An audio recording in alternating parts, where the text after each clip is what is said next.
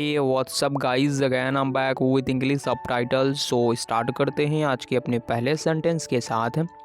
क्या आप कृपया मुझे थोड़ा और समय दे सकते हैं? क्या आप कृपया मुझे थोड़ा और समय दे सकते हैं? तो इस सेंटेंस के लिए हम बना सकते हैं। सेंटेंस आप देख सकते हैं काफ़ी पोलाइट सा है, काफ़ी हम्बल सा रिक्वेस्ट किया जा रहा है। तो यहाँ पे अब हम हेल्पिंग वर्ब के रूप में कुड का इस्तेमाल करेंगे, जो हमेशा जो हम्बलनेस होती है या फिर जो पोलाइटनेस होती है उसको शो करने के लिए इस्तेमाल किया जाता है। तो क्या आप कृपया मुझे थोड़ा और समय दे सकते हैं? तो इसके लिए बना सकते हैं हम could you please give me a little more time. Could you please give me a little more time, यानी कि क्या आप कृपया मुझे थोड़ा और समय दे सकते हैं। तो अगर हम वर्ड मीनिंग की बात करें, टाइम का मतलब समय और लिटिल मोर का मतलब थोड़ा और मी का मतलब मुझे, गिव का मतलब देना, प्लीज़ का मतलब कृपया, यू यहाँ पे आप या तुम से है और कुड यहाँ पे हेल्पिंग वर्ब के रूप में आया है, जो कि ये शो कर रहा है कि आपकी पोलाइटनेस और आपकी हम्बलनेस इस सेंटेंस में कितनी है। कि क्या आप कृपया मुझे थोड़ा और समय दे सकते हैं? Could you please give me a little more time. और यहाँ पे क्वेश्चन मार्क आप लगाना ना भूलें। तो अब मुझे उम्मीद है कि इस सेंटेंस में आपको कोई दिक्कत नहीं होगी। चलिए अब मूव करते हैं अपने नेक्स्ट सेंटेंस की तरफ। मुझे लगता है कि हमें इस बारे में फिर से बात करनी चाहिए। मुझे लगता है कि हमें इस बारे में फिर से बात करनी चाहिए। So for this sentence we can say I think का मतलब मुझे लगता है या फिर मैं ऐसा सोचती हूँ। क्या वी शुड हमें चाहिए क्या टॉक बात करना चाहिए अबाउट के बारे में, किसके बारे में, दिस अगेन, यानी कोई मैटर है, यानी कि इस चीज़ के बारे में हमें दोबारा बात करनी चाहिए। तो I think we should talk about this again, यानी कि मुझे लगता है कि हमें इस बारे में फिर से बात करनी चाहिए। आई थिंक मुझे लगता है, वी हमें, शुड यानी चाहिए, टॉक यानी बात करना चाहिए, अबाउट यानी के बारे में, किस बारे में, दिस अगेन यानी कोई मैटर है जिसके बारे में हमें दोबारा बात करनी चाहिए। इसके लिए आप सिंपली कह सकते हैं मुझे लगता है कि हमें इस बारे में फिर से बात करनी चाहिए। मुझे उम्मीद है आपको यह भी सेंटेंस समझ में आ गया होगा। चलिए अब मूव करते हैं अपने नेक्स्ट सेंटेंस की तरफ। आपसे मिलकर मुझे हमेशा बहुत अच्छा लगता है। आपसे मिलकर मुझे हमेशा बहुत अच्छा लगता है। अब इस सेंटेंस को भी देखें, काफ़ी सिंपल तरीके से हम लोग बनाने की कोशिश करेंगे कि आपसे मिलकर मुझे हमेशा बहुत अच्छा लगता है। I always feel very good. I always feel very good when I meet you. चलिए समझते हैं इसको। आई ऑलवेज मैं हमेशा फील महसूस करता हूँ, वेरी गुड बहुत अच्छा, व्हेन कब, जब, आई मीट यू, व्हेन जब आई मीट यू, आई मतलब मैं, मीट यानी मिलना, और किससे, आपसे, तो जब भी मैं आपसे मिलता हूँ मैं बहुत ही अच्छा महसूस करता हूँ। तो यहाँ पे आप अगर इस सेंटेंस को सही तरीके से लिखना चाहें तो आप ऐसा बोल सकते हैं कि आपसे मिलकर मुझे हमेशा बहुत अच्छा लगता है। I always feel very good when I meet you. मुझे उम्मीद है आपको यह भी सेंटेंस समझ में आ गया होगा। चलिए अब मूव करते हैं अपने नए सेंटेंस की तरफ। मैं आपकी बात समझता हूँ लेकिन मेरा विचार थोड़ा अलग है।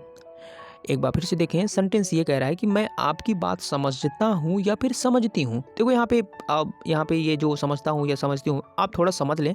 अगर यहाँ पे गर्ल के लिए है तो हम समझती हूँ कह सकते हैं, और समझता हूँ अगर आप बॉय हैं तो उसके लिए समझ सकते हैं। तो ये छोटी छोटी माइनर सी मिस्टेक के लिए ज़्यादा माइंड ना किया करें। तो मैं आपकी बात समझती हूँ लेकिन मेरा विचार थोड़ा अलग है। आई अंडरस्टैंड योर पॉइंट, यानी कि मैं आपकी बात समझती हूँ। आई अंडरस्टैंड का मतलब समझना या समझती हूँ। योर पॉइंट यानी आपकी बात, बट लेकिन माई ओपिनियन का मतलब विचार।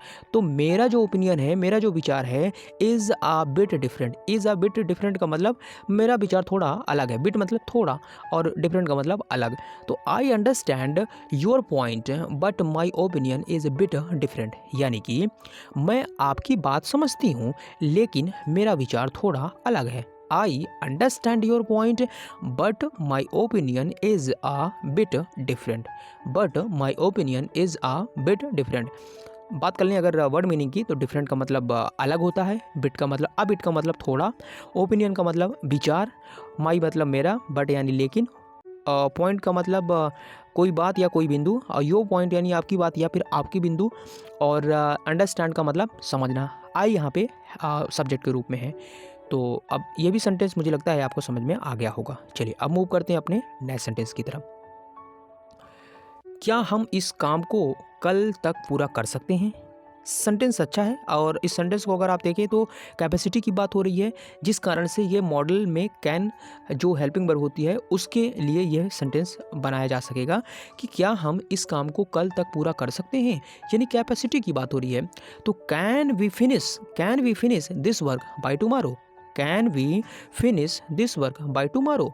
सिंपल सेंटेंस है, बात कर लेते हैं। कैन वी फिनिश, क्या हम फिनिश कर सकते हैं, खत्म कर सकते हैं क्या, दिस यह, वर्क यानी कि काम, बाय टुमारो यानी कि कल तक इस काम को क्या हम पूरा कर सकते हैं। तो अगर इसको स्ट्रक्चर बाय देखें तो क्या हम इस काम को कल तक पूरा कर सकते हैं, it means can we finish this work by tomorrow, और यहाँ पे क्वेश्चन मार्क आप लगा सकते हैं। तो ये सेंटेंस इस तरह से आपका यहाँ पे बन जाएगा। अब चलिए मूव करते हैं अपने एक नए सेंटेंस की तरफ। Now in this sentence you can see over here, अगर बारिश नहीं हुई। अब देखें इस सेंटेंस में भी आपका कंडीशन के साथ आया हुआ है, और मैंने आपको कई बार बता रखा है कि जब भी कंडीशन के साथ आता है तो इफ़ या अनलेस, अगर वो निगेटिव है या फिर पॉजिटिव है तो आपको उसके अकॉर्डिंग इफ़ और अनलेस का इस्तेमाल करना होगा। सेंटेंस यहाँ पे आप देख लें, अगर बारिश नहीं हुई तो हम शाम को बाहर जा सकते हैं। अगर बारिश नहीं हुई तो हम शाम को बाहर जा सकते हैं।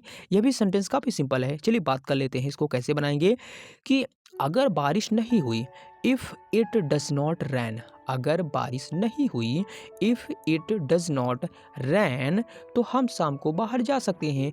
We can go out in the evening, we can go out in the evening, अगर बारिश नहीं हुई तो हम शाम को बाहर जा सकते हैं। It means if it does not rain we can go out in the evening. Evening का मतलब होता है शाम, गो आउट का मतलब बाहर जाना। कैन यहाँ पे हेल्पिंग वर्ब है जो कि क्या बता रहा है कि बाहर जा सकते हैं। वी कैन हम बाहर जा सकते हैं, कब, शाम को। और यहाँ पे इफ़ का मतलब अगर या यदि, और इट डज नॉट रैन यानी बारिश नहीं हुई तब हम बाहर जा सकते हैं। तो if it does not rain we can go out in the evening, it means अगर बारिश नहीं हुई तो हम शाम को बाहर जा सकते हैं। तो गाइज़ ये थे कुछ सब टाइटल्स जिसको आपने अभी देखा कि किस तरह से हमने सिंपल तरीके से आपको एक्सप्लेन करने की कोशिश की है, और अब मैं उम्मीद करता हूँ कि आप सबको ये सेंटेंस काफ़ी सिंपल तरीके से समझ में आ गया होगा। तो चलिए दोस्तों, अब हम मिलते हैं अपने नए वीडियो में नए सब टाइटल्स के साथ। आप लोग अपनी राय ज़रूर दें। अगर आप वीडियो देखते हैं, डेली देखते हैं, तो कुछ ना कुछ आप अपनी राय कमेंट बॉक्स में लिख दिया करें कि मुझे इस सीरीज़ से काफ़ी लाभ मिल रहा है और आप इसको कंटिन्यू करिए। तो उससे हमें थोड़ा मनोबल और मोटिवेशन मिलता है कि चीज़ों को कंटिन्यू किया जाए। तो मुझे उम्मीद है कि आप ऐसा करेंगे। तो चलिए अब मिलते हैं। Till then take care and see you. धन्यवाद।